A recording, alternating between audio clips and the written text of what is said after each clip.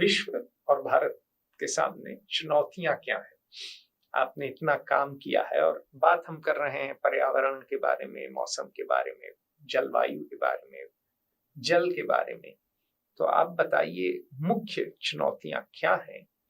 और एक दफे आप चुनौतियों पे बात करेंगे, फिर आगे बात करेंगे कि क्या नीतियां हो सकती हैं, क्या संस्थाएं हो सकती हैं, क्या काम हम कर सकते हैं।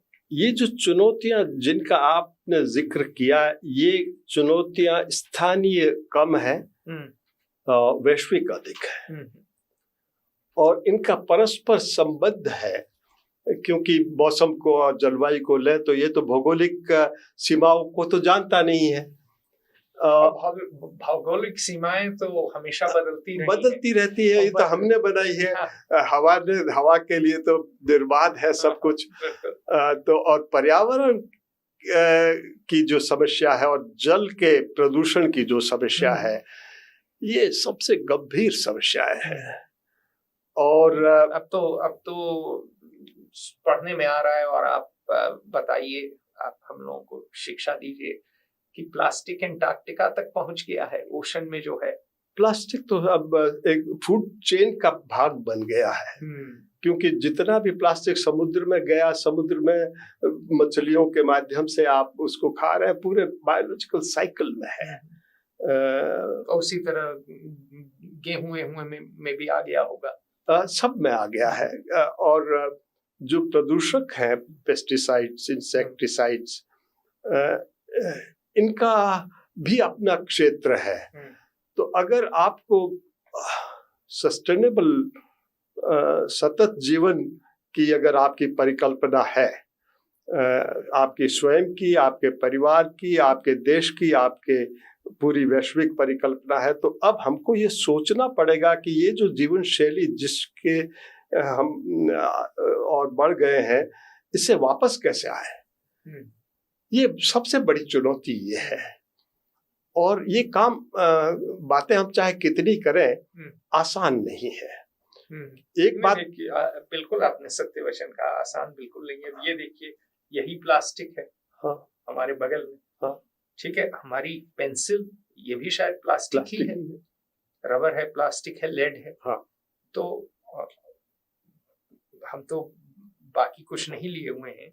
और यहाँ भी मेटल है। मेटल तो उतना, खैर शायद उससे उतना नुकसान नहीं हो, लेकिन जीवन शैली में ही हमारा जो माइक है, इसमें भी प्लास्टिक है, सब कुछ। तो अभी जो काम चल रहा है, क्योंकि अब ये तो समझ में आ गया कि जितना भी पर्यावरण में परिवर्तन हो रहा है, उसका मूल कारण प्रदूषण है।